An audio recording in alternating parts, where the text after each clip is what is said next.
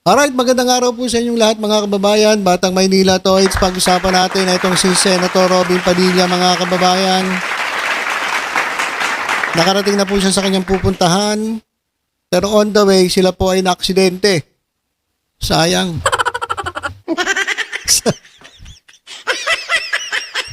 Sayang. Oh, wala akong sinasabi. Baka sinasabi nyo, sana natuluyan ha. Wala akong sinasabi. Naaksidente po sila. Nabangga po yung kanilang sasakyan at ang sabi niya, muntikang tumaob yung kanilang sasakyan. Kaya sayang talaga.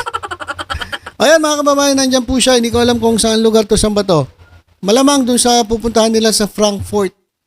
Kaya pala siya pupunta dyan ay para mag-speech mga kababayan dyan sa ilang nating mga kababayan na nandyan po sa sa ibang bansa. At ito po ay mga taga-suporta ni dating Pangulong Rodrigo Duterte.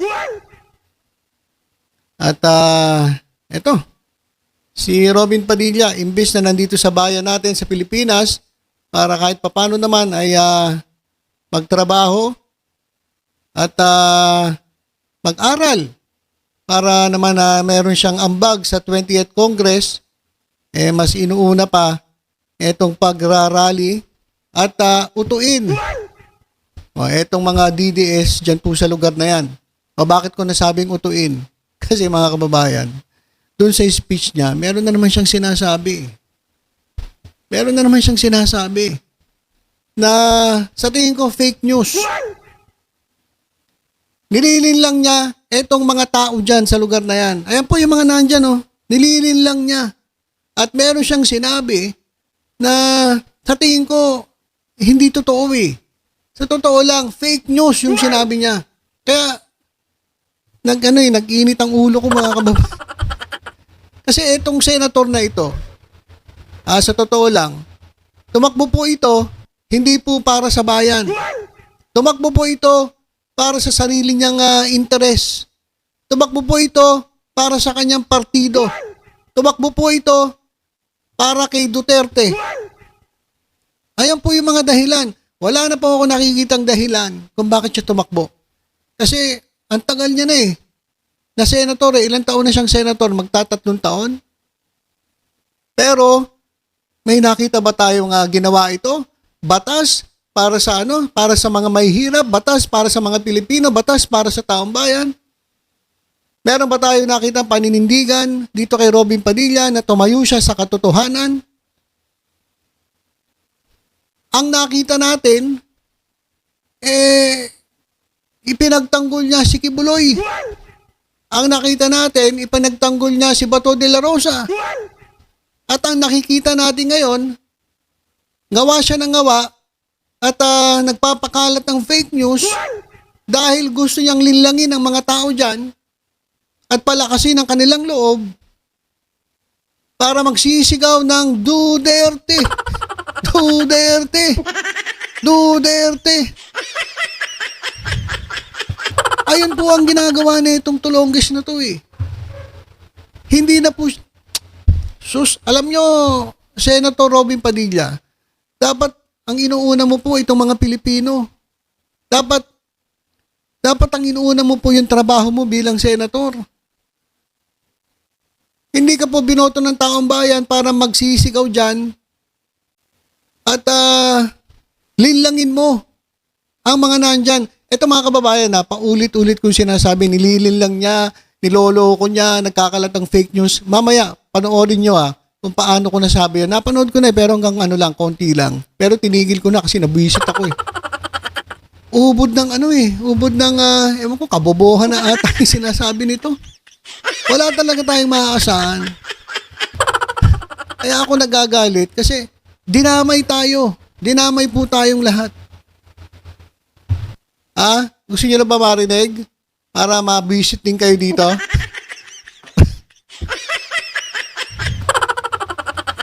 Grabe yung sinabi niya mga kababayan. Grabe yung sinabi niya. Kaya, panoorin po natin para at least maramdaman nyo rin yung naramdaman ko. At magalit din kayo dito sa tulonggis na to. Grabe.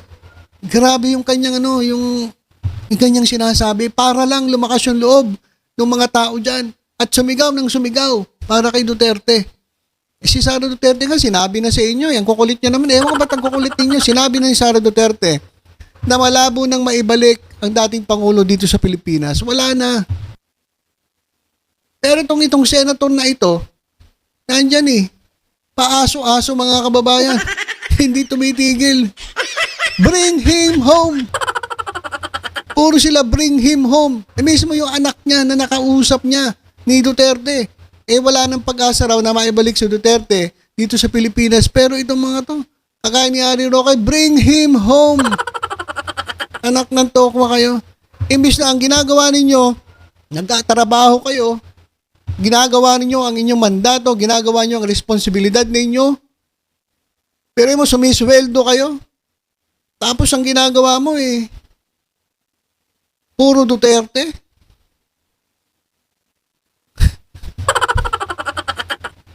Sino ba bumoto rito? Kayo mga bumoto, mag-isip-isip kayo. Tingnan nyo. Eto mga kababayan, pakinggan natin yung sinasabi na ito ni number 1 Senatong. Yung ating dating Pangulo. Alam nyo, napakahirap tanggapin na Pilipino tayo kung gaano kahalaga sa atin ang matatanda. Pero hindi natin nakita na nirespeto yung ating dating Pangulo bilang matanda na lang sana. Hindi na sa usapin ng kahit ano pa. Isang tabi na natin yung dati siyang Pangulo, yung matanda na lang. Hindi dumating ang Siminday, pero ang Yun senator ang mga bagay dumating. na Kami po din, nakakatulog kasama ng namin puso. siya. Pero hindi dapat mapunta tayo. Eto mga kababayan tingnan nyo kung gaano kabobo ito. Hindi niya ata alam kung bakit nandyan sa Netherlands si former President Rodrigo Duterte. Hindi mo ba alam? Meron siyang kaso. Siya po ay nakagawa ng crime against humanity. Bakit ba pinagpipilitan mo, Senator Robin Padilla, na pabalikin? At hindi dapat nandoon sa ICC si former President. Paulit-ulit to Hindi mo mata naiintindihan Senator ka pa naman. Yung mga kamag-anak nga, si Sara Duterte, okay lang Ikaw, panayang panawagan mo, panayang dakdak mo. Hindi daw dapat nandun, dapat nandito daw sa Pilipinas. Kung sa Pilipinas, magkakaroon ba ng hustisya? Wala naman Magkakaroon ba ng hustisya sa Pilipinas? Kung dito lilitisin si Duterte? Sa tingin ko kaya nga lumapit na sa ICC yung mga biktima kasi wala silang nakikitang ang mabilis na paggulong ng investigasyon dyan sa ICC, dyan po sa war on drugs. Wala nga Kaya nga lumapit na sila sa ICC. Tapos gusto mo dito litisin. Ang kulit mo naman. Wala nga nangyayari. Kaya nga nandyan sila. Ano pa sinasabi nito? Mamaya, tingnan nyo, maririnig ninyo. Mabibwisit po kayo sa sasabihin nito. Ayos sa Kami dati. po, kilala kayo si yung lalaki. Kasi yung galit, walang pupunta. Si ba? Sino yun? Lindo, Anton. Si Lindo, kaibigan kami. Yung galit, Nag-meet kami noon sa pagpunta ni Sara sa Munich. mahigpit Ako yun. ng mga pulisya. Sa Maisog. Baker. Hindi natin gusto na humigpit ng Si William humigpit ng Ramirez, pinsan pulisya ko. sa atin. Sa Davao. Okay. Ang kailangan Sa ngayon Tulad natin, Parasin na ikso ko. kumbinsihin natin yung mga kababayan natin. Ang ingay naman na ito nagbibideo. Mas maingay ka pa kay Robin Padilla. Hindi ko tuloy naintindihan. Ang pagbabago, una, ipakita natin dito sa Europa. Hindi lang sa Netherlands. Kung nasaan man kayo galing, alam ko, may mga galing dito sa iba't ibang lugar ng Europa. Iparamdam nyo sa mga tao sa Europa na masakit ang nangyari sa ating mga Pilipino. Hindi lang sa usapin na mahal natin ang dating Pangulong Rodrigo Roa Duterte. Masakit ang loob natin dahil meron tayong isang Pilipino na diniliver dito. Ano nangyari yun? Di ba dapat kapag kayong kapwa mo Pilipino nagkaroon ng konting problema sa ibang bansa, hindi ba inuuwi natin? Ginagawa natin ang lahat ng paraan para maiuwi natin. Allow tayo. Di uwi mo. Baliktad yata yung nangyari sa ating dating Pangulong Rodrigo Roa Duterte. Ang nangyari sa ang nag-deliver. Duterte! Duterte! Duterte! Okay. Maraming salamat. Baka yan naman ang ikashoot ko.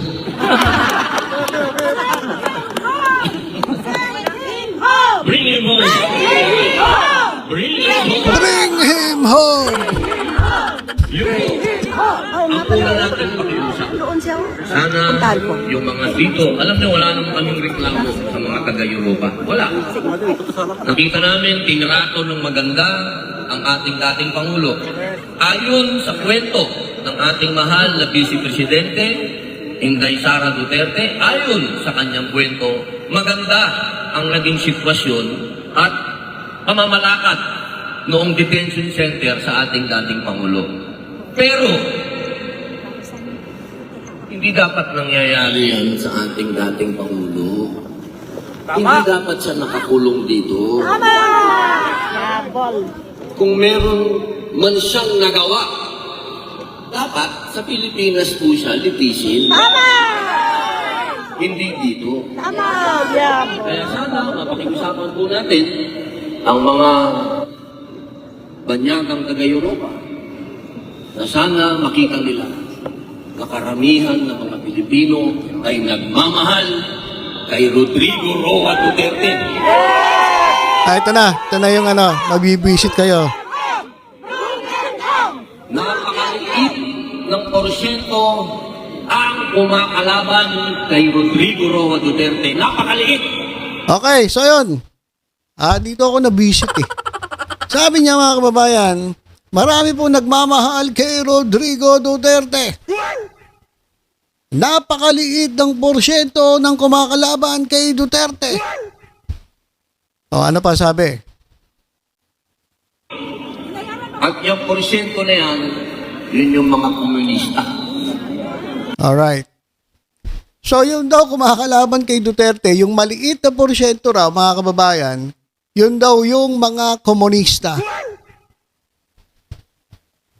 Ayan po yung sinasabi na itong tulongges na to.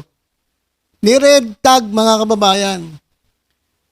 Yung konting porsyento raw na sumusuporta o kumakalaban kay Duterte ay yun daw yung mga komunista.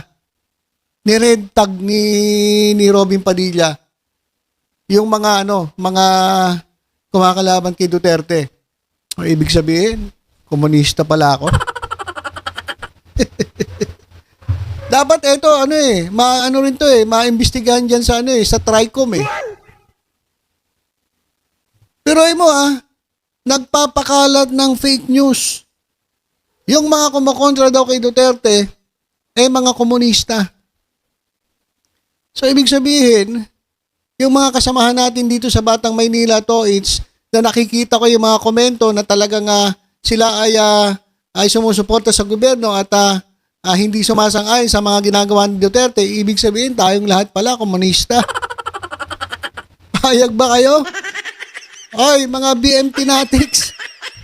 Lahat po nang nandito sa YouTube channel natin na hindi naniniwala sa mga Duterte. Payag ba kayo nasabihan ni Robin Padilla na tayo ay mga komunista? Sira ulo pala to eh. Tingnan nyo, niloloko niya. Isa pa, ang sabi niya, konting porsyento lang daw ang kumakalaban kay Duterte. Kaya pala lumalabas sa survey, majority ng mga Pilipino ay gustong talagang ma-impeach si Sara Duterte at sumang-ayon sa pagkakabitbit kay dating Pangulong Duterte diyan po sa The Hague, diyan po sa The Netherlands, diyan po sa ICC. So ang sinasabi ni Robin Padilla, kasinungalingan mga kababayan. Eto mga kababayan natin dyan, kayo, mga sigaw kayo ng sigaw ng Duterte dyan, niloloko na kayo ni Robin Padilla. Maliit na porsyento. Tapos komunista daw tayo.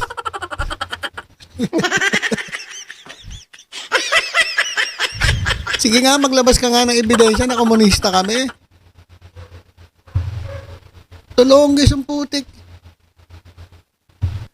At kung konti lang yung sumusuporta o kumakalaban kay Duterte, hindi nga pumapasok sa top 12, yung yung itinataas yung ng kamay ni Duterte.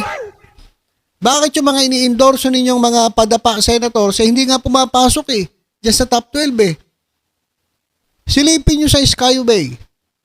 Ang lalaki ng billboard ni Kibulok, ni Marcoleta. Pero Pumapasok ba sila sa top 12? Hindi. Akala ko ba majority ng mga Pilipino sumusuporta kay Duterte? At konti lang yung kumakalaban kay Duterte. At komunista pa. Alam ko yung mga komunista nasa bundok yun eh. Walang hiya. Naregtag pa tayo. Hindi kami sumusuporta kay Duterte sapagkat sa tingin namin, karapat dapat na imbestigahan si Duterte dahil meron silang nagawang pagkakamali na mismo inamin ng dating Pangulo na ginawa niya. Eto, tanga-tanga na ito, hindi niya matanggap yung inamin na nga mismo eh. Tapos lolokohin pa niya yung mga tao dyan. Konti lang daw yung kumakalaban eh. Majority nga eh. Tingnan mo sa survey. Kahit anong survey tingnan mo. Yung mga ini-endorso ni Duterte, hindi pumapasok sa top 12. Pero lang si Bongo. Kasi style ni Bongo iba eh. Magaling din itong kanyang malasakit kahit pasakit na yung ginagawa eh. Si Bato de la Rosa, pag ganyan-ganyan din. Pag ganyan-ganyan, malabo pa rin. The rest ng mga kinakampanya nila mga senator, nasaan? Nasa kangkungan. Tapos sasabihin mo, konti ang kumakalaban kay Duterte, konting porsyento, at yung porsyento na yun, komunista pa. Walang iya. Kaya sabi sa inyo mga kababayan, nabisit ako nung narinig ko eh. Gusto ko lang sana makita kung saan yung galo siya kasi na-aksidente ito bago pumunta dyan eh. Pero mga kababayan, ibang klase pala epekto ng aksidente dito. Nami-make news mga kababayan. Nami-make news. So, ayan po. Kayo po mga kababayan natin dyan, kung saan man kayo naroroon, yan po nandyan. Yung mga sinasabi po ng mga politiko, kung pag-aralan niyo po maigi, lalong-lalo na to si Robin kasi parang wala naman. Tingnan niyo maigi yung sinasabi, pero yun yung kasinungalingan. Konti lang daw yung porsyento na kumakalaban kay Duterte. At yung konting porsyento na yun, mga komunista, pero may naredtag pa tayo. Wala ka talaga. Robin Padilla. So, yan po ang sinasabi niya dyan sa kanyang pagharap sa ating mga OFW. Guys, mga kababayan natin dyan, huwag po kayo magpapabudol. Huwag po kayo magpapaloko. Saka itong si Robin talaga, wala na tayong maasahan dito. Hindi na po ito para sa tao, hindi na po ito para sa bayan. Ang ginagawa po nito ay para na po sa kanyang sariling interes. Para po sa kanyang mga kaibigan, katulad ni Kibuloy. Para na po ito sa kanyang idol na si Duterte at para na po ito sa kanyang partido na padapa. Hindi na po para sa bayan. Kasi walang tigil eh. Parang aso. Tapos mag-iimbento pa ng kwento. So, ilan po muna mga kababayan. Basta tutok-tutok lang po dito sa Batang Maynila. At sa iba pang updates. Ingat po tayong lahat. God bless po.